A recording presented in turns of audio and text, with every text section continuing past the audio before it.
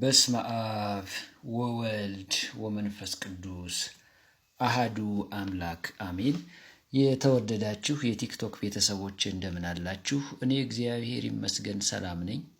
ጌታችን አምላካችን መድኃኒታችን ኢየሱስ ክርስቶስ የድንግል ማርያም ልጅ የአብ የባሕሪ ልጁ ከባሕሪ አባቱ ከአብ ከባሕሪ ሕይወቱ ከመንፈስ ቅዱስ ጋር ዛሬም ዘወትርም የተመሰገነ ይሁን።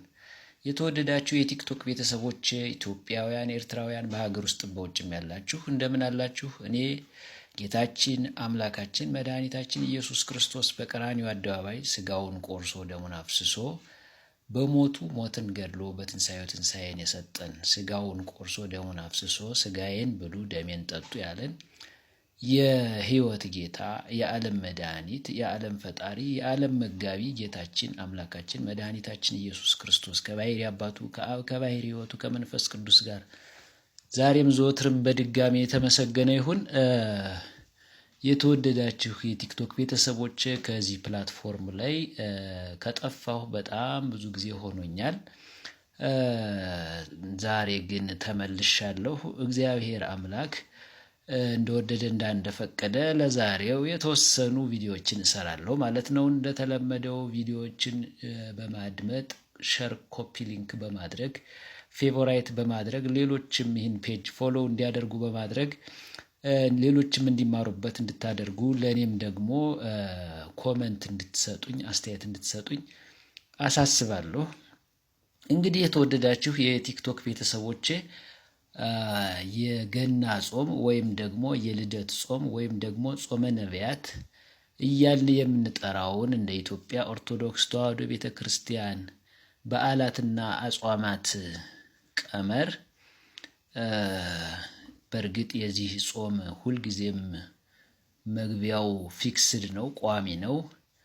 ህዳር 15 ጀምሮ ነው ሁሌ የሚጀምረው እና አንዳንዴ እንግዲህ በ28 በሶስቱ ዓመታት በ29 በአራት ዓመት አንዴ ደግሞ በ28 የበዓል የጌታችን የኢየሱስ ክርስቶስን የልደት መታሰቢያ በዓል እናከብራለን ማለት ነው። ስለዚህ ይህ ጾም በኢትዮጵያ ውስጥ 44 ወይም 43 ከአራት ዓመት አንዴ 43 ቀን በሶስቱ ዓመት ደግሞ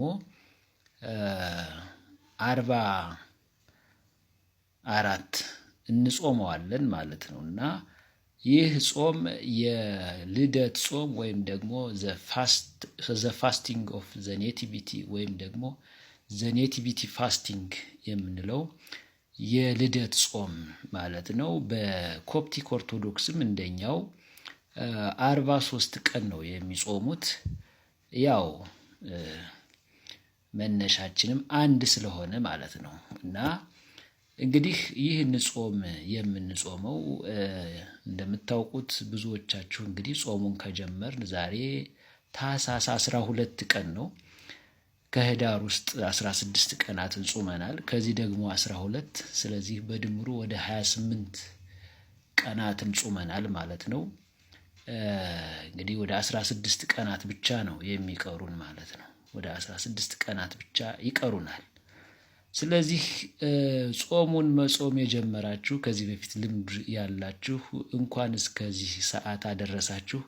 ተረፈ መዋዕለ ጾሙን ወይም ደግሞ የጾሙን ወራት የቀረውን የጾም ጊዜ ደግሞ በሰላም አስፈጽሞን ለብርሃነ ልደተ ክርስቶስ በሰላም ያድርሰን ያድርሳችሁ እላለሁ። ጾሙን እስካሁን ደግሞ መጾም ያልለመዳችሁ ያልጀመራችሁ ደግሞ ለዘንድሮ ዓመት ባለመጾማችሁ እስካሁን ባለመጾማችሁ ቆጭቷችሁ ለወደፊቱ ግን እንድትጾሙ ለመጾም እንድትበረታቱ የሚያደርጉ ይህን ጾም በመጾም የምናገኛቸው በጣም በዘርፈ ብዙ ጥቅሞችን በጎ የሆኑ ብዙ ስጦታዎችን በተወሰነ በእኔ አቅም በምችለው እንማማራለን ማለት ነው። እግዚአብሔር አምላክ በእኔ በደካማው አንደበት እንዲያስተምረን የእግዚአብሔር ቅዱስ ፈቃዱ ይሁንልን፣ አሜን። እንግዲህ እንደሚታወቀው ጾመ ነቢያት በኢትዮጵያ ኦርቶዶክስ ተዋሕዶ ቤተክርስቲያን የገና ጾም፣ የልደት ጾም፣ ጾመ ነቢያት እያል እንጠራዋለን ማለት ነው። በእንግሊዘኛው ዘኔቲቪቲ ፋስት ይሉታል። ዘኔቲቪቲ ፋስት ወይም የልደት ጾም ወይም ደግሞ ዘ ፋስቲንግ ኦፍ ዘ ፕሮፊትስ የነቢያቱ ጾም ይባላል እና የልደት ጾም ወይም የነቢያቱ ጾም ለምንድን ነው የነቢያት ጾም ያልን እንደሆነ ለምሳሌ ሙሴ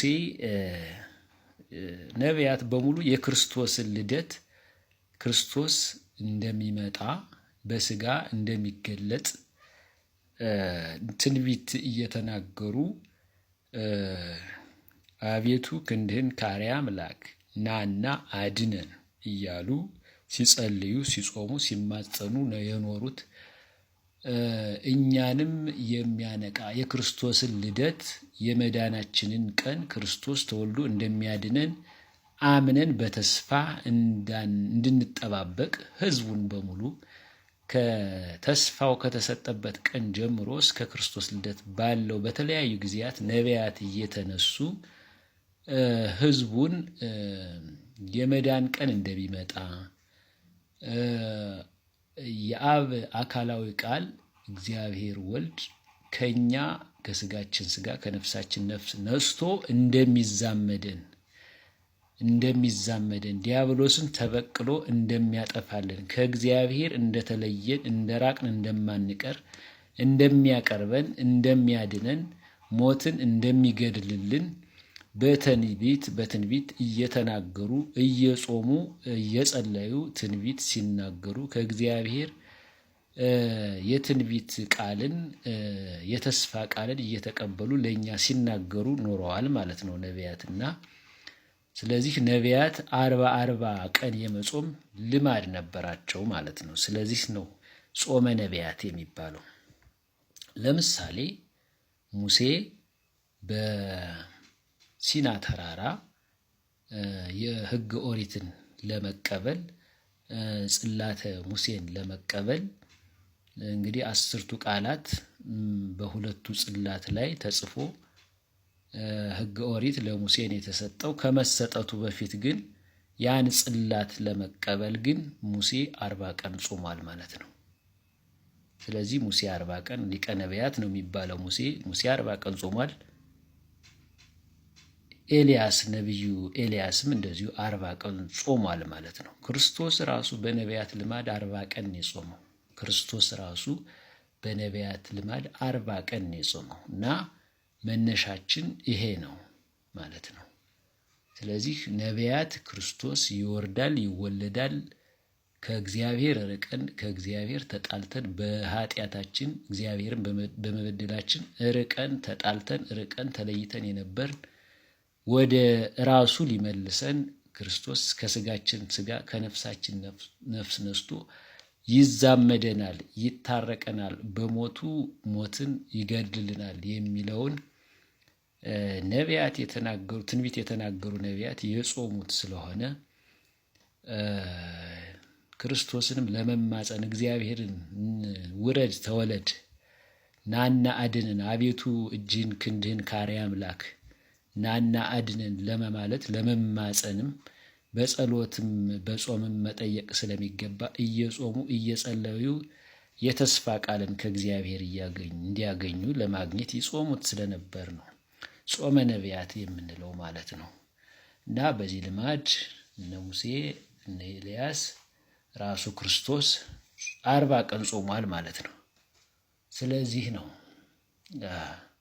ጾመ ነቢያት የሚባለው። ዘ ፋስት ኦፍ ዘ ኔቲቪቲ ወይም ደግሞ የልደት ጾም የሚባለው ደግሞ እንግዲህ የክርስቶስን ልደት ለማሰብ የክርስቶስ የተወለደበትን መታሰቢያ በዓል ለማክበር ነው የምንጾመው። እንግዲህ እንደምታውቁት ክርስቶስን ልደቱ ስናከብር ምንድን ነው የምንለው? ለብርሃነ ልደቱ እንኳን አደረሳችሁ፣ አስቀድሞን ደግሞ ለብርሃነ ልደቱ በሰላም ያድርሰን የሚል ቃላትን እንለዋወጣለን። ብርሃነ ልደት ለብርሃነ ልደቱ ለብርሃነ ልደተ ክርስቶስ በሰላም ያድርሰን፣ እንኳን ለብርሃነ ልደተ ክርስቶስ በሰላም አደረሰን እንላለንና